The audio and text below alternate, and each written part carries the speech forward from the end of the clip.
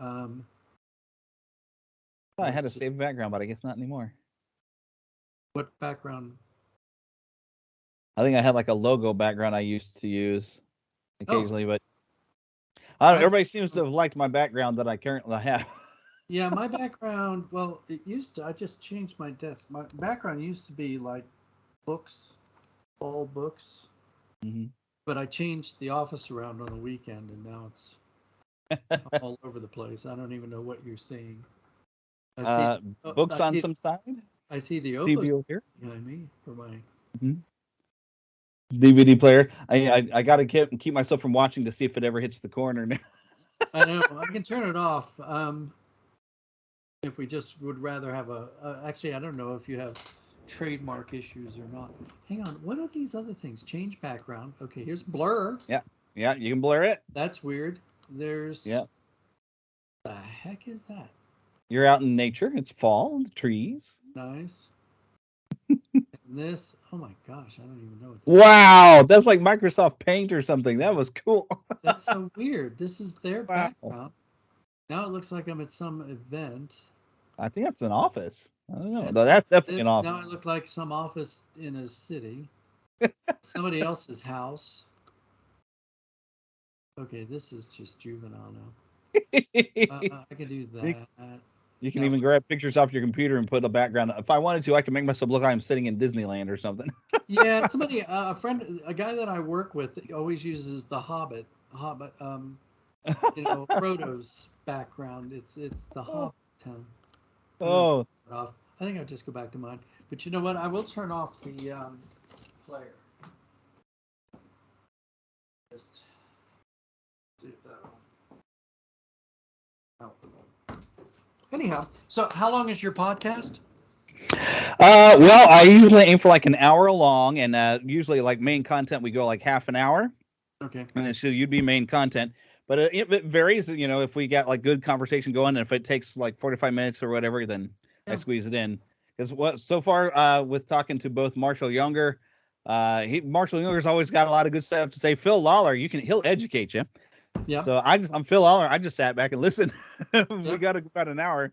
So, and you might be the same way because you used to post on Facebook and have some very good, thoughtful insights on the Well, state of the world on Facebook, which I kind of which miss you not being on there, but I did see the post where you had to leave social media. It's like I Well, can I understand stopped. that. Yeah, it just was driving me crazy. And every time I think about doing it again, because, I often do.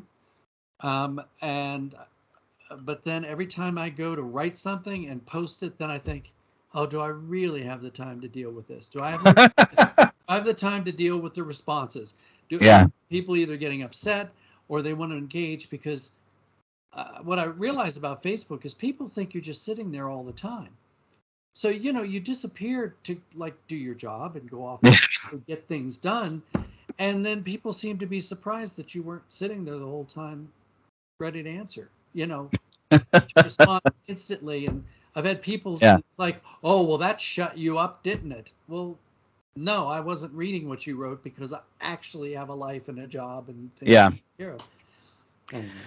I've had to do that with social media now too. Like, cause I used to be always, I had to post something or say something to somebody. I was like, it's really not worth it because they're expecting me to be on there all the time. And I'd rather just, if I have a moment that I'm going to like, well, let's just see what's going on with my family or something. I just want to look at that. And I don't want to have to look at, oh, look, so this person's still trying to argue with me. Yeah. So I'm like, now I'm just skip it. I use social media mainly to go and I'll hit like to see what everybody's up to. Maybe tell a little something that happened during the day and basically to promote the podcast. That's all Facebook's good Yeah, for. no, that makes sense. That makes And I don't touch Twitter with a 10-foot pole. Oh, no. I killed when I came off Facebook, I also ended any relationship with Twitter. Yeah. So I'm still there on Facebook. I mean, even though I thought I had put the thing on hold, but apparently it's still technically active, which then I dealt with good birthday wishes. But no, I got rid of Twitter. I completely canceled. There was no put it on hold. It was done. I'll keep Twitter too. Every time I put out a new episode, here's the episode link. Same. Only thing I have with TikTok is everybody was telling me you're gonna have to use TikTok. So like, okay, TikTok will get like a little preview audio with a little video that I can get made. And so I put that to TikTok. Do the same thing to Instagram. Yep. Because I don't need to get on TikTok and nobody wants to see my dance moves. I don't have any. Yeah, and thank you for that. I appreciate you not doing that. So yeah, just not going to happen. So I think I did share a video though.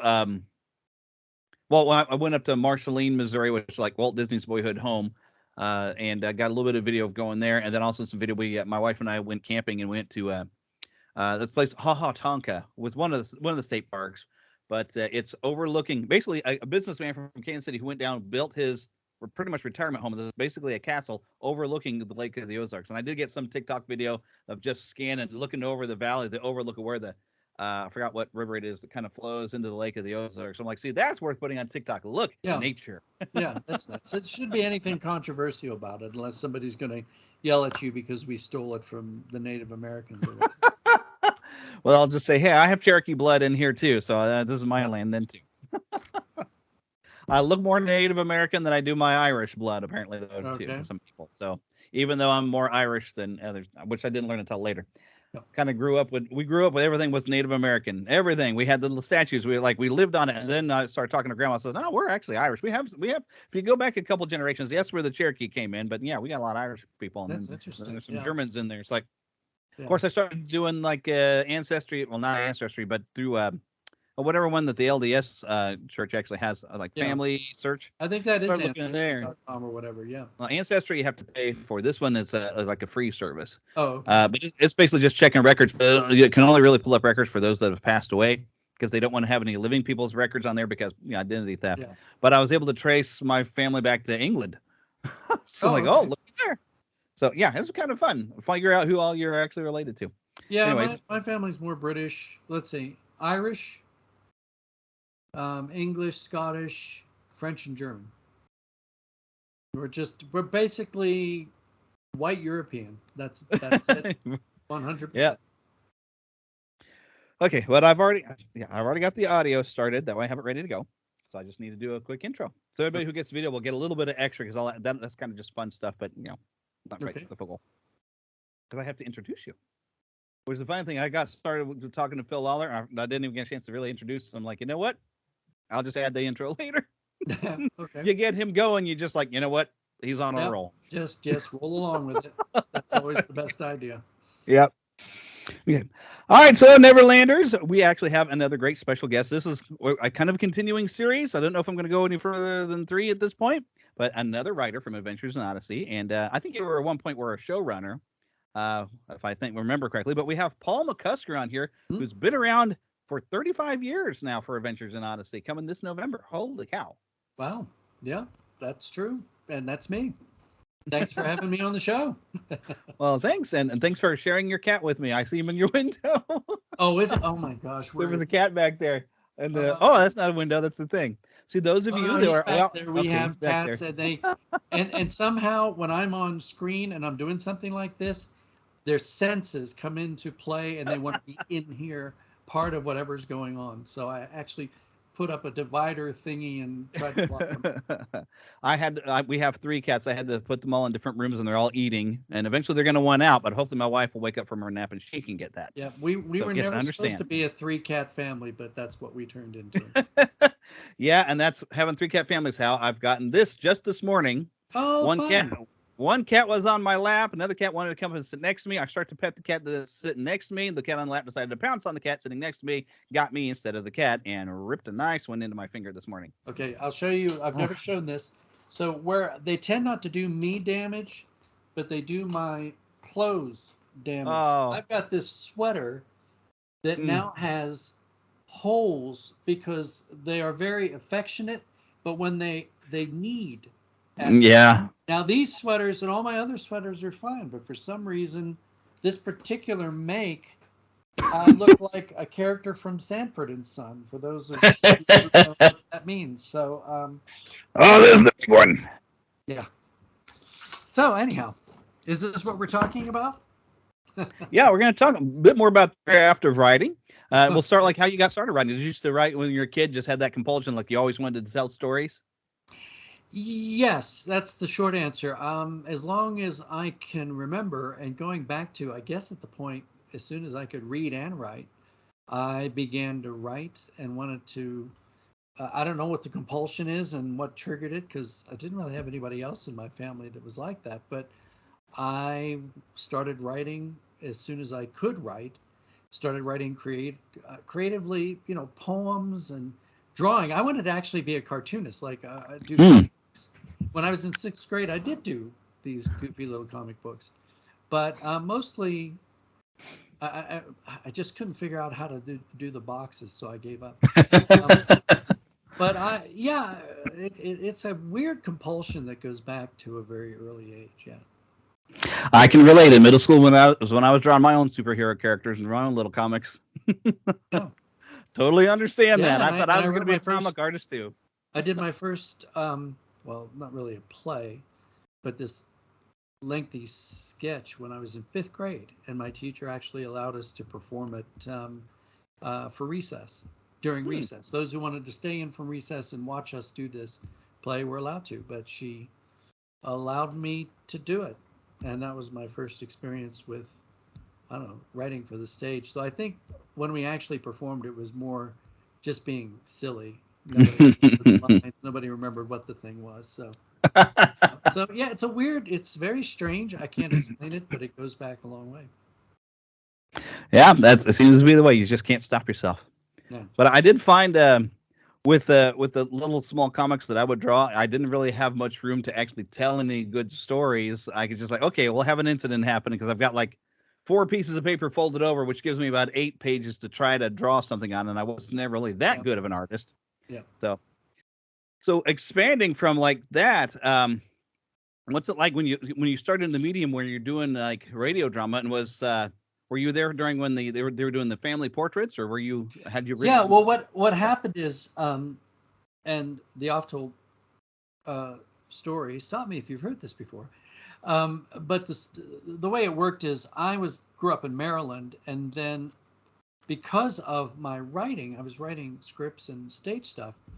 Um, Chuck Bolte and the Jeremiah People came through our town in the 70s, and Jeremiah People was like the only drama touring group, the Christian touring group that was going on anywhere.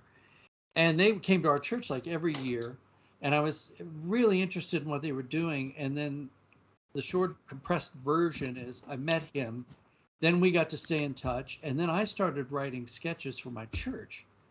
And I sent some of those sketches to him just to see what he thought of them, and he really liked them and said, I don't know how it's going to happen, but you and I are going to work together at some point. And fast forward a few years later to 1985, and circumstances in my life in Maryland changed and allowed me to actually move to Southern California to work with Chuck at what was Continental Ministries. Well, Chuck was also consulting with Focus on the Family when they started to do just a test audio drama.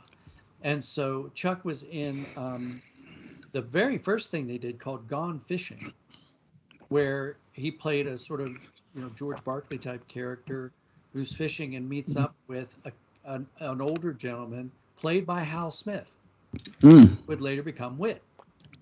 So that was the starting point. Now I didn't have anything to do with that. I think that was 1985, maybe 86. But I remember Chuck telling me that this organization called Focus on the Family was starting to do audio dramas, and was I interested, because they were looking for writers.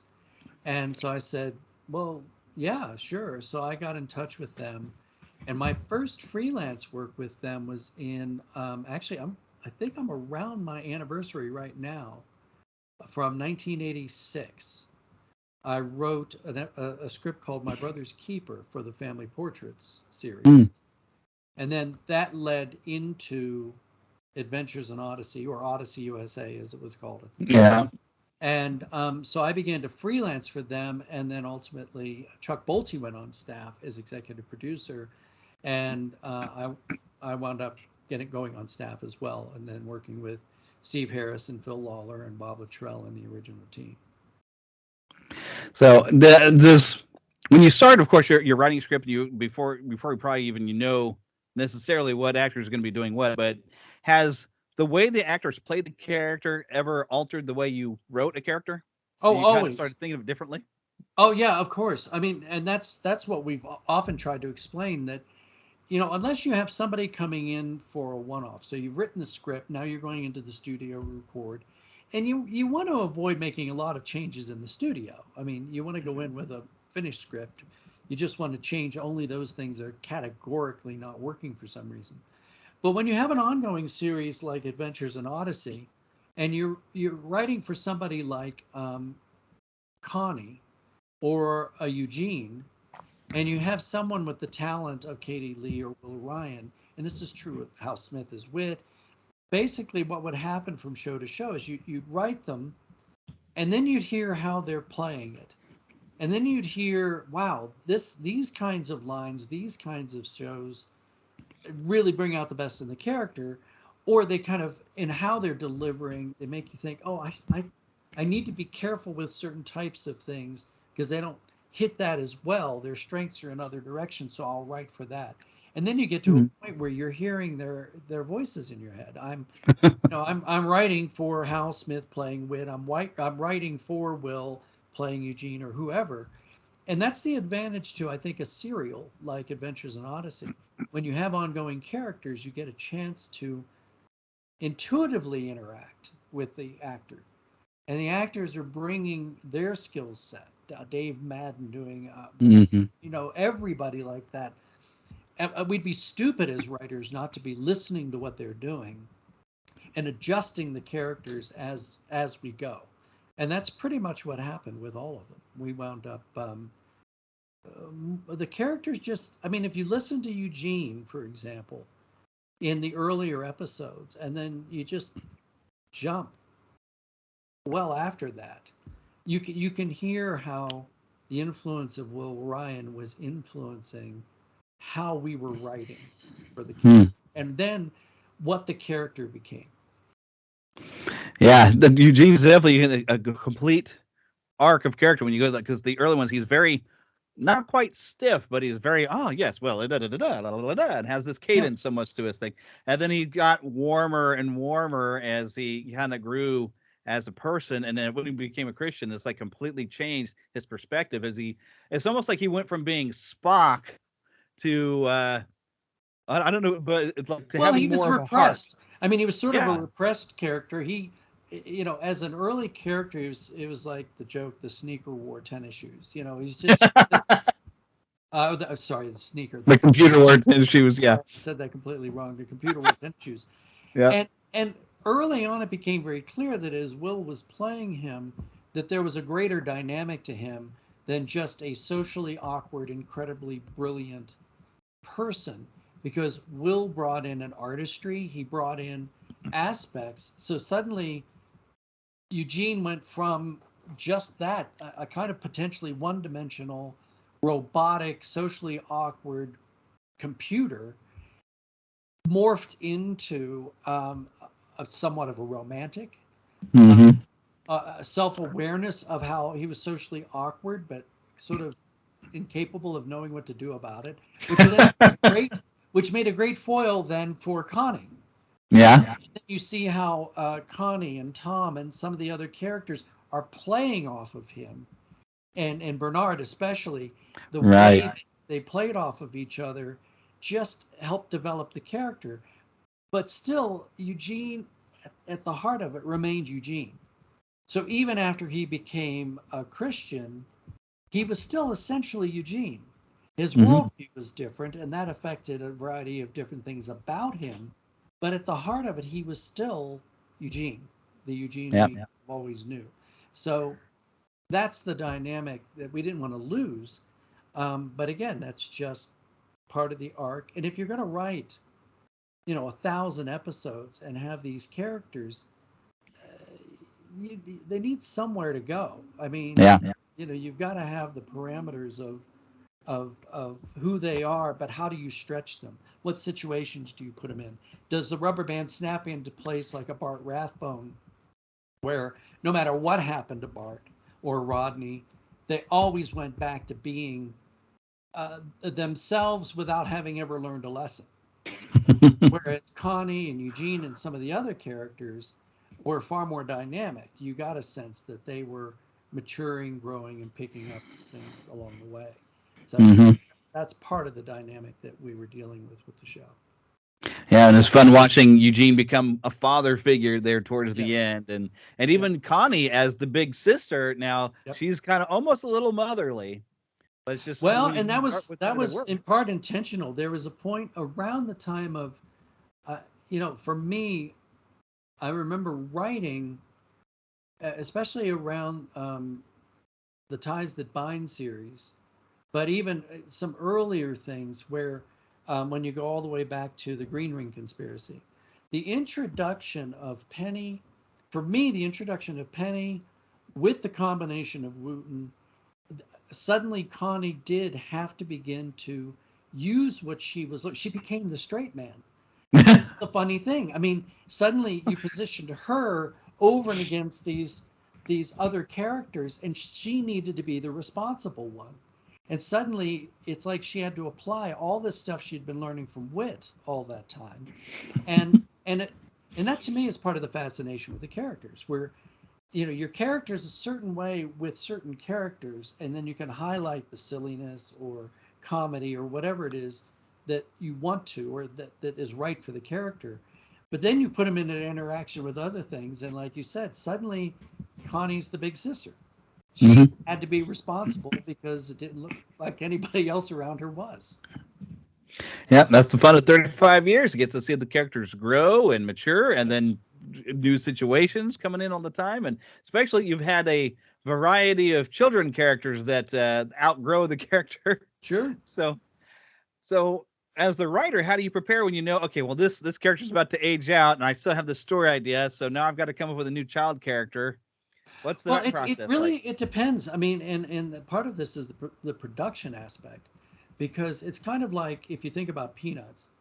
It's really interesting how they've done the casting, because they determined that Charlie Brown had a particular quality of voice. And so, of course, you have the visual reinforcement of animation. So that's a different dynamic than audio alone. But it's really interesting. You listen to some of the kids that get to play Charlie Brown now, and it sounds like the same kid who did on Christmas back in 1965. Yep. So we have a couple of choices. One was, do we allow the characters, these kids, to grow up, and then maybe they move on, maybe they stay on the show less frequently, maybe the camera comes off of them and they're still an odyssey, but we're not telling their stories anymore. Or you say, this is a character that we really don't want to lose. We need to hold on to the character, but we can't have him grow up. It's going to mess everything up if he does, or Yeah. she does. So let's see if we can find a voice that matches that. So Matthew Parker's a good example. So we switched. We've got more than one actor who's played Matthew Parker, and we needed to, but a lot of people didn't notice, because we at least got in the vicinity of the quality of voice that allowed for the audience to believe that it was still the same character. So that's how that works. And it's a judgment call that we would make creatively depending on the characters and the situation and where we want to go. So what's it like when you're developing a new character and suddenly like, oh hey, well Dave Mad's going to come in, or when Jack came in and you realize, I know this actor from from the Partridge Family, from Mr. Ed. How is that get you kind of exciting when you're writing a character and you see who they're casting? Well, yeah, I mean, obviously, when we were casting, there were no surprises. We knew who we were bringing in. The fact that we could get them was sometimes miraculous to us. We were honored to have them come in. And when Dave Madden came in, he was originally in, I think, the Family Vacation episodes, playing a completely different character, because we weren't sure that he would want to work with us, except in a one-off way. I mean, we just didn't know. So we didn't create a character for him until we knew that he really liked doing the show and wanted to stay with it. And then we created a character for him to play on an ongoing basis. And that's sometimes how that worked. But yeah, it could be intimidating to a great degree, because you're dealing with great talent, and you know they're going to bring a lot to the role. They're not just reading the lines. They really are going to inhabit the characters and make the lines, in many cases, funnier than they were, or better than they were, or create ideas in the studio where you change it a little bit to make it a better line. That's the wonder of working with people like that. Yeah, and there's some serious, immense talent's been through. I mean, between Katie Lee and Will Ryan, and now you got Jess Harnell, who is the only person I've ever heard of who can impersonate each individual Beatle. Oh yes, yep. I mean, there's some amazing talent, just not only vocally, but the amount of character they can put in is Right. amazing. And their body of work, and just honestly, it's just been blessed by just having just great talent to work with, actors, and then just always had good stories that actually taught a lesson. But that's the challenge question now. How is it you manage to teach a lesson without coming across as preachy or sounding like we got a heavy-handed agenda going on? How do you Well, feel like you accomplish that? that's the ongoing challenge. Because we would go into shows, and I suppose if you listen to the earlier shows, one could argue that they were a little bit more teach heavy. I mean, from the beginning, our desire was, can we tell stories that will teach without kids feeling like they've been taught? Mhm. Um, and that was a desire, but it wasn't always easy to do. I mean, you're dealing with certain subject matters, and you're going to have the teaching moments. But as you listen to the show, I think what happened is we did quite a few episodes, or began to do episodes, where the teaching was less obvious, and then we relied on Chris to kind of hit the ball over the net at the end. Mhm. Who would who might just give that scripture verse or something to actually remind the audience that there was a teaching in there, Mhm. but it might have been so subtle they didn't necessarily pick it up in the overt way that they might have been used to. We never lost sight of the fact that we were a teaching program, in the sense that there was a moral base to what we were doing.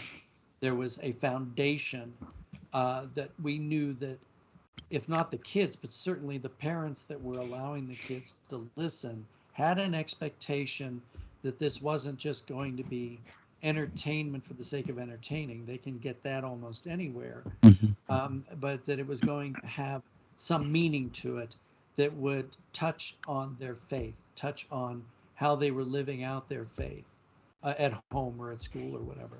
But the real trick, and I would say all the way through, it has been an ongoing challenge from theme to theme to figure out how do we touch on things in a way that maintains the integrity of the stories, but also makes sure that the theme is, if not so clear that it feels like we've been hitting people over the head with it, but certainly clear enough that there's some degree of a takeaway, Mhm. that kids get a takeaway, something, if not overtly preaching or teaching, but at least nudge them in the direction of something to think about. Mhm. And an early rule for us was, if we were creating stories with themes that the average kid would be getting in the average Sunday school class anywhere, then we're not doing our jobs very well. We need to find a better angle, find something that's going to be more compelling, not to not to put down Sunday school classes or anything like that, but for every theme we went after, it was always, okay, well, what's a fresh take on this? What's a fresh angle that will help it come alive for the listeners? So but I wish I could say we had a formula for it. The fact is, every project, every episode, everything we work on, it's a whole new set of challenges for what it is we're trying to do. Yeah, and actually been very, very well at dealing with maybe something that kids are gonna see going on in the world. You've dealt with some social issues, and there's been a lot of social change in the last 20 years, Yeah, and honestly has found a way to present. Well, here is a biblical point of view without saying, "Here's what the Bible says, kid." Bang, but yeah. just having stories happen that gets kids to be able to think, and hopefully they're listening with their parents and they can sit and have discussions with it. But y'all have been very good at that. Well, we've done, like I said, we've done our best because it's been an ongoing challenge to do it. And a lot of times it's been a question of not dealing with issues as issues, but dealing with the humanity, the human Mm. aspect of an issue. Because as soon as you try to deal with things strictly as an issue, then it becomes a bit more objectified. But if you take an issue and you say, how does this topic impact people really? What does it Yeah. actually do to people? What does it mean to people? Why should we even care about it? Then we're getting into the realm of story and character and the things. And then the themes and what we're talking about will bubble to the top, as the C.S. Lewis would put it. It sort of bubbles to the top and you get it. But at the heart of it, and I guess that's the phrase I need to use, is whatever the subject is, we were always trying to figure out how to get to the heart of it, because that was going to be the thing that made for a really good and compelling story, whatever the subject was. And we are also very sensitive to, and have been sensitive to being careful not to do dated topics. Yeah. It's really hot right this minute that everybody's talking about. And our instincts would say, yeah, but you know what? Next year at this time, will anybody even be talking about it? Does anybody care? So how do we get to the timeless aspect of it? The thing that 5 years from now, the way we've handled it will still work in 5 years. You don't have to remember what was happening 5 years ago to enjoy the episode or to get meaning from the episode, because hopefully we've handled it in a way that makes it as relevant and meaningful in 5 years or 20 years or 30 years as it was when we wrote it. Which works really well with, you have your, in a way, somewhat ageless main characters that, we know Whit was, he was in World War II, and we just forget about what year it is now. And Connie, she's maybe 6 years and 35 years. So you kind of keep it that light, where Odyssey almost exists in its own little timeline. And so you don't have to have any historical significance of what happened when, and it could just be out there. So it really well, goes and that was always the funny thing about it, because when the show started, I think it started off sort of as an anthology series. And then there was a point where we said, we've got to stop having actors playing different characters. What we really need to do is maybe lock into some of these characters now. Mm-hmm. The actor is no longer somebody different every week, like a Twilight Zone episode or, an anthology series where you have them playing different characters. Now they're going to be Jimmy Barkley and Donna, and it's going to be the same one. And once we made that decision, we then created a different problem, because you had, as everybody knows, you had Connie and Eugene, and you had certain what you would call the static characters, that they weren't really aging and they weren't meant to age. But then we had Jimmy and Donna, and you had other characters who clearly were aging. And suddenly when you've got a Donna Barkley going, oh, I need to, give an address for my senior class or whatever, and Connie is still in some mythical 10th grade, it's like, is she just failing? What is she doing? And my theory early on, I just wanted to introduce the idea that we find out late in the show that Connie is actually an android that Whit invented, but never told anybody. And she's so human that nobody even questions the fact that it's 35 years later and she hasn't aged. So we're either doing that, or it's going to be like the Dread Pirate Roberts, where you just keep handing it off to somebody who puts on the mask and becomes the other character. So we had growing characters, we had static characters, and suddenly the timeline of Adventures in Odyssey, you just pretty much let it go. you just realized, this show is what it is, and we will just, in our world, we'll just roll along with the time as it appears to be, whatever that may be. Okay, so first, to wrap this up, I got a softball something, because you mentioned you were, drawing and making your little comics when you were younger. What sort of comics were you reading at the time? Were you more into the funny comics, or were you a Marvel or a DC guy? It varied. As a kid, I didn't read a lot of comics. I mean, we had them, but I remember now, and it's an excellent question because nobody's asked me that. I mean, it's funny because I remember reading Archie. I enjoyed the Archie comics. I remember enjoying Spider-Man. Woohoo! I was a Batman fan, Aquaman fan, Superman fan. So I guess I was somehow in the DC world more than Marvel. Though gosh, Submariner. Now that you even mentioned, Mm-hmm. I kind of liked Iron Man and Submariner and some of these other characters, but only infrequently, haphazardly. I was not a die-hard into it, knowing everything that was going on kind of fan. I think I just read them as they came my way, or I saw something interesting. And as soon as I could get into books, like when I was in sixth grade, fifth into sixth grade, I had a Scholastic book, which I still have, called Torpedo Run by Rob White. And it was about PT boats. Hmm. And I loved McHale's Navy, the TV show. So I was into PT boats. And then I got this novel. And in my mind, that was my first grown-up novel. So that was fifth, sixth grade. And at the point when I discovered books, I really moved away from comics. I mean, I still would read them as they came my way, but they were not like the priority for me. Reading the books definitely took over. So, other than the Bible, what would be your favorite book? That's a tough one. I'm better off trying to think of authors. I mean, I was a fan of Mark Twain and his style of writing. I also loved the supernatural stuff. I was a fan of Dark Shadows books because I was a fan of the TV series back when it was on, and which is one of the sweet parts that if you know Green Ring Conspiracy and the character of Skint, Mr. Skint is played by David Selby, who was in the Dark Shadows TV show. Hmm. And I had been wanting to work with him for years and years and years, and finally got to.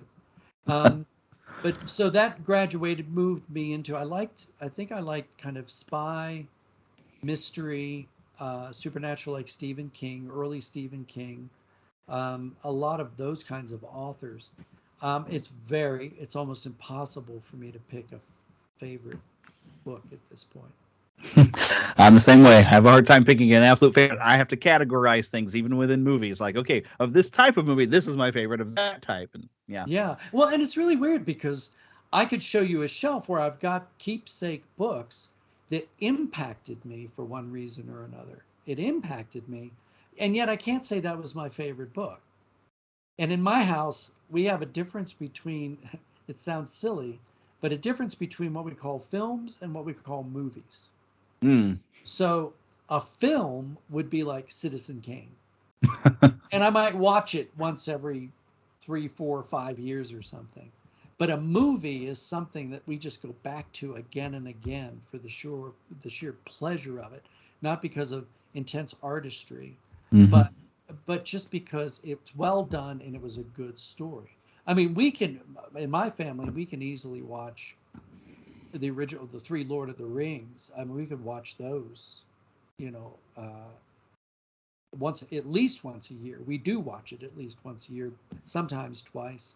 Mm-hmm. And then there are other go-to movies that I have no problem putting on, enjoying, no matter how long it's been since I last watched them.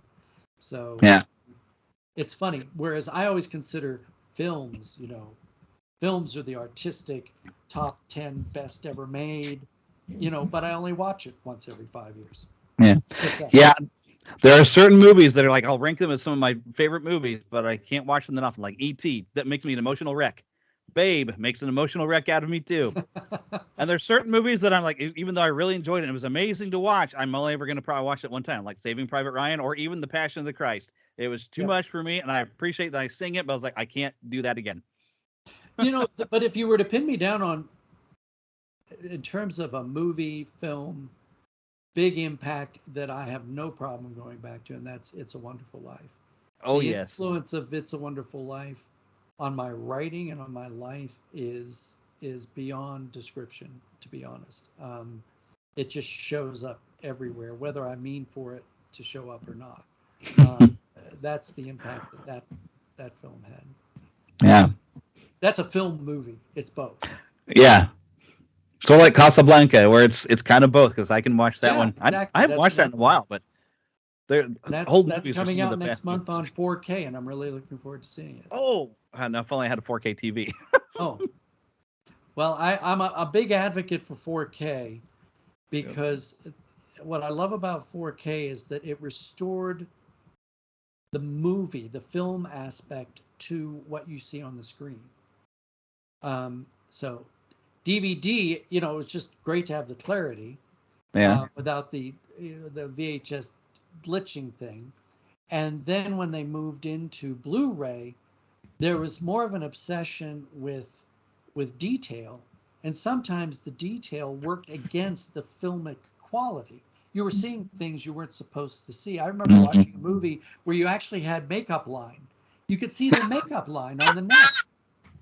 Or if you watch the Blu-ray of Schindler's List, you can see the netting on Ben Kingsley's toupee. The little net, you can see it. It's distracting. It's more detail than I think Spielberg intended. Well, then when you watch a Schindler's List on 4K, every now and again the lighting will betray it a little bit, but what you see is what you saw on the screen when it first came out. You see the film quality of how it was truer to what it looked like when it was made than the snap crackle pop that sometimes they try to do with Blu-ray. Yeah, that's remind me advocacy. A couple of different things when they've highlighted things. I remember when it was the 20th anniversary of Beauty and the Beast, and they made an IMAX edition. Yep. Yes. And I remember seeing it, watching Gaston fall from the tower, and then just suddenly disappeared before he actually hit anywhere. He's just gone, which you're not supposed to see, but it was so large. And then the 30th anniversary of Ghostbusters, when they digitally enhanced it, trying to fix it all, the flaws and the effects would really show up. But I still didn't ruin my enjoyment of the movie. It's still I mean, you kind of look past it, but then when you go back to the 4K and you see, well, funny, I don't feel like I'm missing any of the detail, but the weird stuff is gone. And it's because it was a film that was not pixelated. It was a film. And so the look of it is far more, I guess the way to put it is 4K just takes it back to looking natural, the way it was meant to look. And that's what I love about that. It's a Wonderful Life is out in 4K. And it's beautiful. You don't even dare call a movie like that black and white, because somehow it's not just black and white. The depth of shading and everything that they use in black and white movies comes out. That's why I'm looking forward to seeing Casablanca. Yeah, it's on the 4K. It'll be amazing.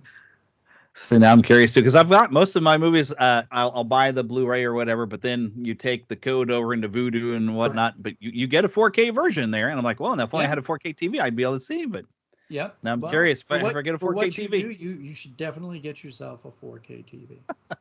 Yes, I should, especially since I work in television. Though we make ads in HD, so we're not up to 4K yet because it's a smaller area up there through St. Joe, Missouri. So. Oh, okay. So yeah, anytime I get 4K to work with on an ad, I always have, like with stock footage, I always have to shrink it down. Yeah.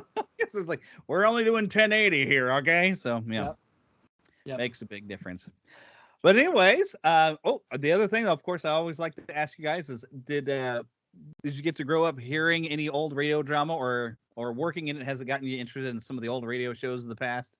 Well, I was aware of them, but not as an avid listener. I actually, and I keep forgetting that when I was like 5th, 6th grade, I actually had access to a small reel-to-reel with its own microphone. And I actually was creating my own little radio dramas. It's sound effects and doing things, like neat, we're on the spot kind of thing, and doing and I'm here at the base of Big Ben, and then I kind of reach over and play the chimes on the piano. And so I played with that. It was later on, I was interested in probably the legacy more than avid listening, to hear. I mean, my wife is English, and she introduced me to Hitchhiker's Guide to the Galaxy. Oh, wow. And so but before that, it wasn't straight radio drama. It was actually a rather drug-induced comedy team called Firesign Theater that made records late 60s into the 70s. And some of them I listened to and loved. And they were like drug-induced audio dramas, basically, but made for record. And it's wonderful because Phil Proctor was a member of that team. Hmm. We then later brought him into Adventures in Odyssey to play various characters, and I loved working with him and could readily give him credit that from my point of view, where I was, I can't speak for anyone else, his work and the work of that team was huge. The other influence, by the way, for me were rock albums. Pink Floyd's The Wall. I would listen to, especially concept albums, early Pink Floyd, the way they use sound effects, the effect that they got sonically, also weighed into and has influenced my thinking about audio drama and how I approach it, which sounds a bit weird and is a bit weird. But I would go back and listen to some of the old ones, the Shadow and some of the mystery ones. Yeah. Of course, you can't do what we do and not go back and listen to the original War of the Worlds. Oh yeah. Yeah, that caused, and I found that fascinating. But I think Phil and I, especially early on, would compare notes on what influenced us. And a lot of times what influenced us wasn't audio drama, it was TV and other influences. But we would then say, but how do we take what that did and make it work in the audio realm? How can we achieve the same emotional effect, the same suspense, the same comedy? I mean, because Phil was a huge fan of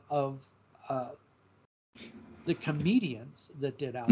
I was Firesign Theater, but he had a ton of others that would do things with sound effects outrageously. The whole thing of unplugging, pulling the plug out of the bottom of a lake and you hear it drain. And Phil's point early on was, if you'd made a movie of this, you'd spend a fortune trying to do the special effect. Whereas with audio, the imagination fills it in. You hear the plug pop, you hear the drain thing, and you hear a guy in a boat sitting at the bottom of the lake just talking in this big echo. And your brain tells you, I don't know how he did it, but he unplugged the lake and it's drained, Yeah. So the magic of that, I think, again, it's unfair for me to speak for Phil, but I think we were both enamored by how we could create that kind of magic in the realm of Odyssey and have little magic moments in the context of, well, we want to say everyday life.